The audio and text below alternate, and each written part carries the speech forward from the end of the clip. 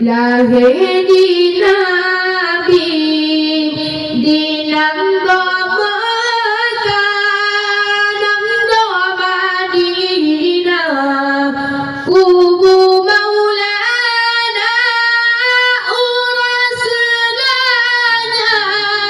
tanggai 12 di Batu Gajah Rabiul Ula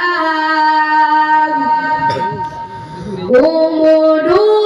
bulan dalam kandungan ayah sayang tinggai donya yatim lam kandung di Rasulullah kata ayah lagi Maulana kamati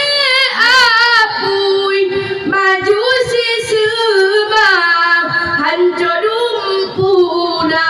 patong-patong berhala sampai daurah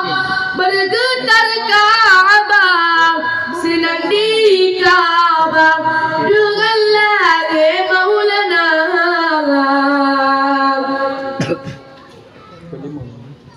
Nabun Rabi dan lahir Rasulullah Maryam Asiyah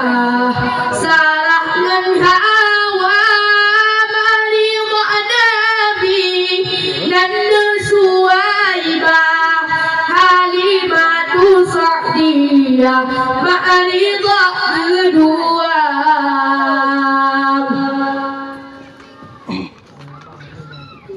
umuna tan di Rasulullah hendak Allah sakit di pamana trip sakit wafat Aminah nyekan le ayah kata lempama tinggal saja ande Abdul Muttalib yang asal hudib masa cuti Maulana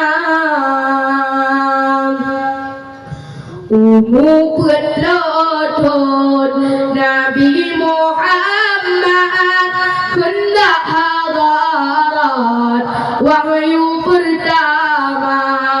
Rasul Allah Nabi tempat di Gua Hira Heblatun Nabi dakwah di Mekah dan Madinah Siblatun